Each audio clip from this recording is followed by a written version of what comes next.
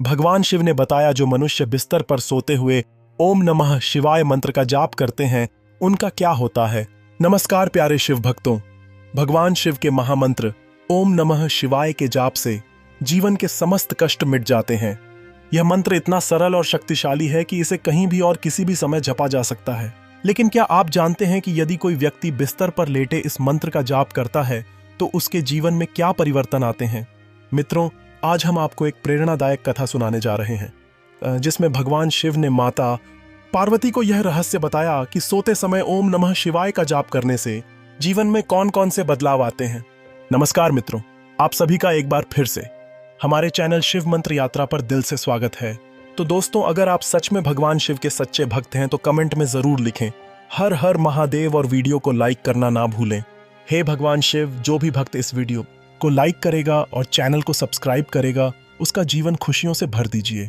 चलिए मित्रों, शुरुआत करते हैं उस पवित्र कथा की जिसमें छुपे हैं गहरे रहस्य। उससे पहले आप सभी शिव भक्तों से निवेदन है, भगवान शिव ध्यान में लीन थे और माता पार्वती उनके समीप बैठी थी। परंतु आज माता का मन कुछ अशांत था, उनके चेहरे पर गहरी चिंता की रेखाएं थीं। शिव ने अपनी तीसरी आंख खोली और मुस्कुराते हुए कहा, हे देवी, क्या सोच रही हो? तुम्हारा मन आज चंचल क्यों है? माता पार्वती ने हाथ जोड़ लिया और विनम्र स्वर में कहा, हे नाथ, एक प्रश्न मेरे मन को बार बार कुरेद रहा है। कई दिनों से यह सवाल मुझे परेशान कर रहा है। यदि आपकी आज्ञा हो तो पूछूं। महादेव ने शांत स्वर में कहा, निसंकोच पूछो पार्वती, तुम्हारा हर सवाल मेरे लिए महत्वपूर्ण है।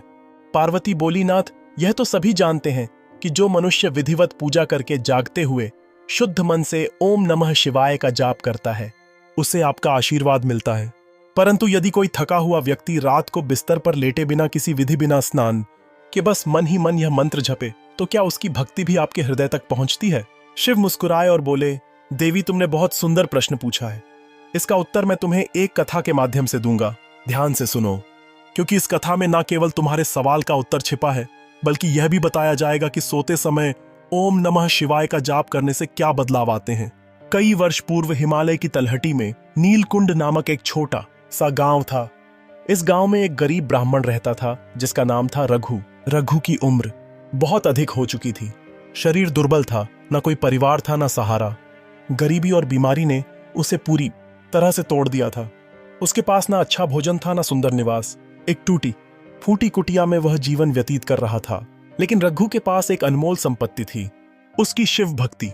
रघु को बचपन से ही भगवान शिव पर अटूट विश्वास था। उसकी माँ उसे शिव की कहानियां सुनाया करती थी। उन्होंने उसे सिखाया था, जब भी जीवन में संकट आए तो बस ओम नमः शिवाय का जाप करना। रघु ने इस मंत्र को अपने जीवन का आधार बना लिया था। अब जब वह वृद्ध हो गया था और मंदिर तक जाने की शक्ति भी नहीं रही, तब भी वह हर रात अपने टूटे बिस्तर पर लेटता आंखें बंद करता और मन ही मन ओम नमः शिवाय का जाप शुरू कर देता।